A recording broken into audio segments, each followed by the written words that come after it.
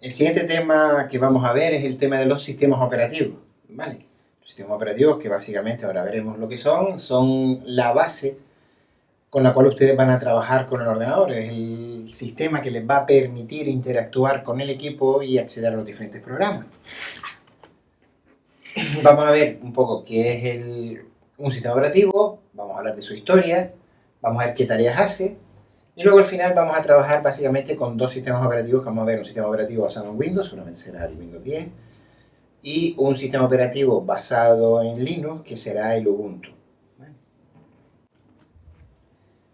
Nuestros objetivos son entender qué es un sistema operativo, qué tareas realiza, saber instalar los sistemas operativos más utilizados y tener un conocimiento básico de la administración de los sistemas operativos.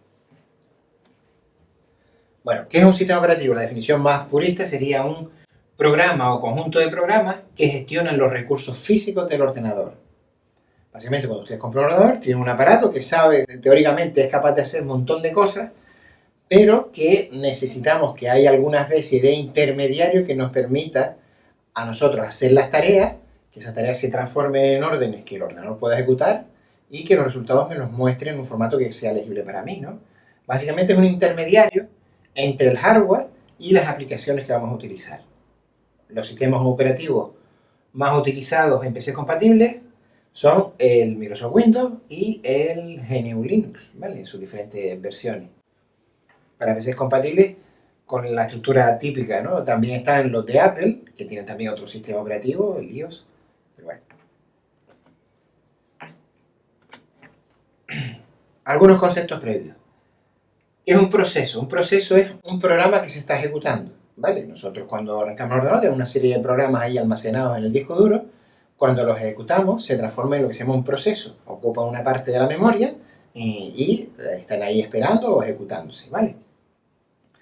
Cuando hablamos de multiprogramación, significa que estamos hablando de un sistema operativo que puede trabajar con diferentes procesos al mismo tiempo. Podríamos abrir una presentación que esté mostrando una información determinada y al mismo tiempo en el monitor de al lado abrir un procesador de texto con el que podamos trabajar, ¿vale? Y las dos tareas se están ejecutando al mismo tiempo. Eso significa que ese sistema operativo permite multiprogramación.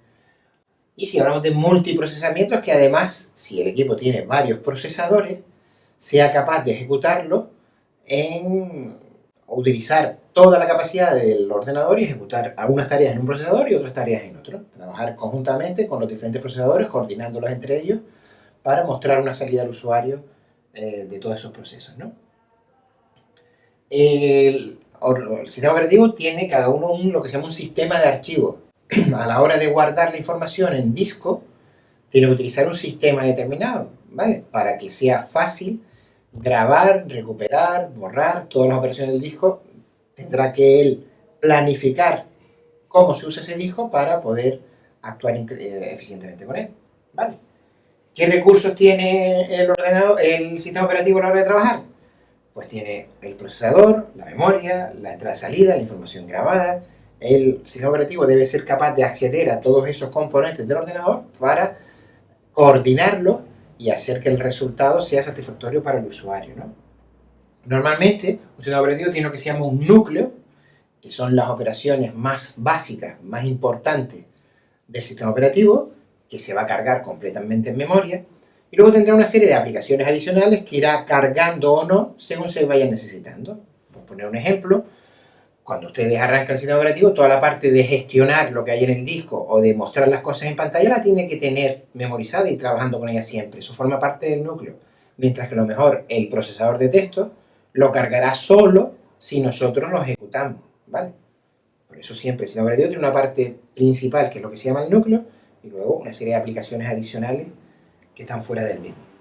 Para trabajar con el sistema operativo se puede hacer de dos formas. La forma más antigua, digamos, que era con intérprete de comandos, con una serie de comandos de órdenes que se ponían, o se pueden poner todavía, en la típica pantalla con las letras blancas sobre fondo negro, ¿vale?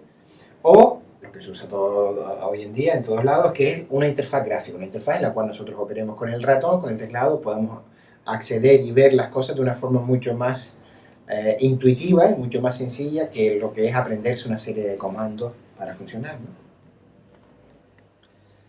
Historia de los sistemas operativos. Bueno, los primeros grandes ordenadores empezaron en la década de los 40 del siglo pasado y en aquellos no había sistema operativo. El programador operaba directamente con el ordenador, tenía que crear un programa que accediera directamente a todos los dispositivos en el propio programa.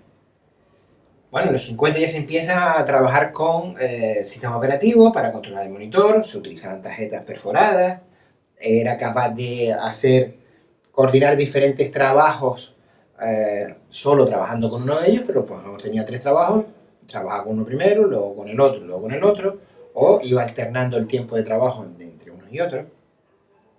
A partir de los 60 empieza el tema de la multiprogramación, el tiempo compartido, con el ordenador lo pudieron utilizar varios usuarios, trabajar con varios procesadores. En los 70 empezó el tema del Unix, el primer sistema operativo, digamos, que se empezó a popularizar a nivel de la calle, digamos. En los 80 fue la explosión del MS2, del macOS, la primera interfase gráfico, y en los 90 la aparición del Windows NT y el Linux, que son esos sistemas operativos que aparecieron en los 90, son la base de los que utilizamos actualmente y los que utilizaremos en este curso, ¿no? ¿Cuáles son las tareas del sistema operativo? Gestionar los procesos, tenemos varios programas ejecutándose simultáneamente, pues hacer que ninguno de ellos se quede sin memoria, que todos sigan funcionando, que podamos saltar de uno a otro sin ningún problema. Gestión de la memoria principal y la memoria secundaria. Cada equipo tendrá una memoria determinada, una RAM, y con la que trabajará y él accederá a ella para coger la información. A veces pasa que tenemos tantos procesos que con la memoria RAM no es suficiente. Pues él lo que hará será utilizar el disco para ir poniendo en la memoria RAM lo que más se utilice, en la memoria secundaria lo que menos se utilice, e ir haciendo el traspase de información de uno a otro según vayamos saltando de una aplicación a otra, ¿no? Gestión de la entrada-salida, es decir, controlar que la salida de vídeo sea la correcta, enviar los comandos a la impresora, darse cuenta de cuando se escribe algo en el teclado o se mueve el ratón. Gestiona los sistemas de archivo, el escribir en el disco o en el pincho USB, el leer la información del formato correcto, el verificar que cuando lea un archivo no tenga errores, el comprobar que cuando escribe un archivo se haya escrito correctamente. Si es un disco, si son un conjunto de discos en RAID que tiene diferentes niveles, bueno, todo ese tipo de tareas, ¿no? Gestión del acceso a los recursos, acceso a todos los recursos que tenga el ordenador. Gestión de la seguridad, de que si en un sistema operativo tenemos diferentes usuarios, que los datos de un usuario no puedan ser vistos por el otro, que desde fuera no puedan entrar a acceder a datos que tenga el ordenador si no tienen los permisos adecuados. Gestionar las comunicaciones, conectarse a internet, conectarse a un punto de acceso inalámbrico. Y tener la interfaz del usuario, que como he dicho, por comando o a través del ratón en una interfaz gráfica. Bueno, clasificaciones de sistemas operativos, aquí tienen varias, pero bueno, básicamente según la estructura, puede ser monolíticos, con microkernel o hipervisor. Hay una documentación adicional que les dejaré donde viene la explicación, no tiene mayor importancia. Por administración de tareas, monotarea o multitarea, que solo puede ejecutar una tarea al mismo tiempo, que puede ejecutar varias tareas. Por la administración de usuarios, monousuario o multiusuario. Monousuario, un solo usuario, multiusuario, que haya varios usuarios que pueden trabajar simultáneamente con la máquina, ¿no? Programas que suelen venir también con el sistema operativo y que no forman parte del núcleo, por ejemplo, programas de manipulación de archivos, el explorador de archivos, en el cual pueden mover, nombrar. Información del estado del sistema, los típicos paneles de control en los cuales puedo ver cuánta memoria tengo ocupada, cuánto disco tengo ocupado, ese tipo de cosas. Lenguajes de programación, con los cuales yo puedo hacer un pequeño programa y ejecutarlo.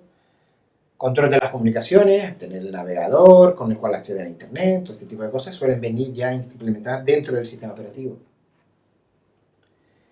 Bueno, una de las cosas que hemos visto era el tema de los sistemas de archivo. Nosotros almacenamos una información en el disco. El disco al final es un espacio libre enorme que nosotros tendremos que decidir cómo usar. Veíamos en el tema anterior que al final teníamos unos sectores de disco, que podían ser de un tamaño o de otro, en el cual grabamos los datos.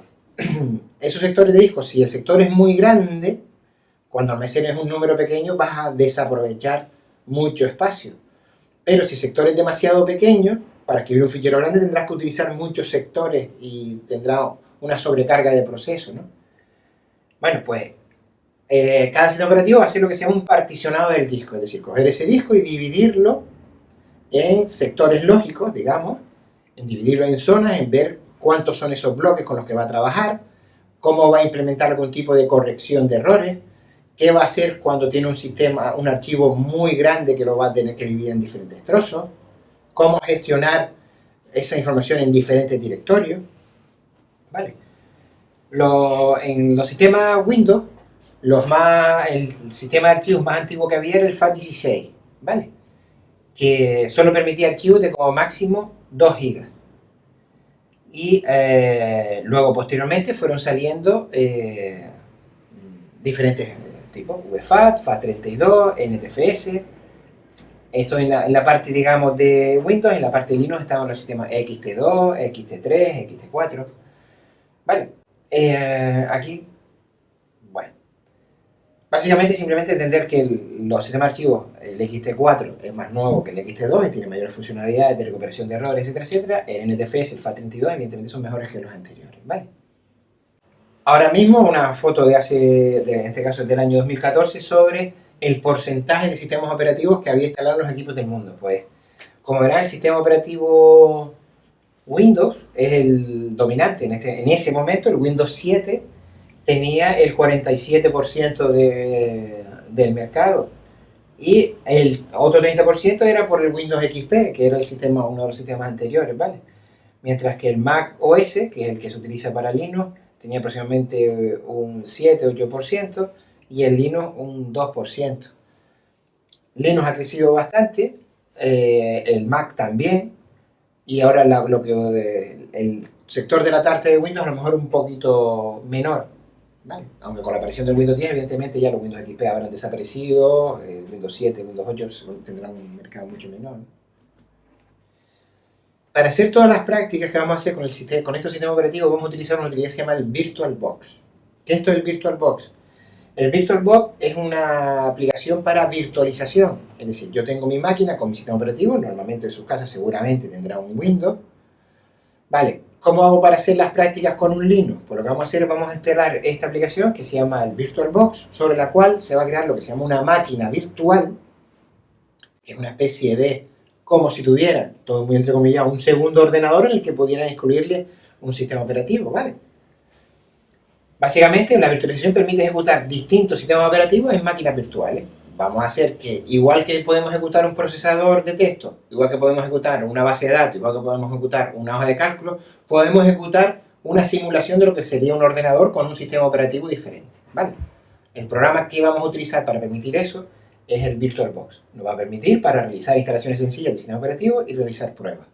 Entonces, normalmente en las prácticas vamos a asumir que la mayoría tiene un ordenador Windows con el cual los comandos de Windows los puede probar ahí, y para montar el Linux lo que vamos a hacer es vamos a instalar el VirtualBox, y sobre él vamos a instalar una máquina Ubuntu, ¿vale? Un sistema operativo Ubuntu, ¿vale? Así que vamos a parar este vídeo por aquí. Vamos a ver ahora, en el siguiente vídeo, cómo descargar el VirtualBox y cómo instalarlo en su PC.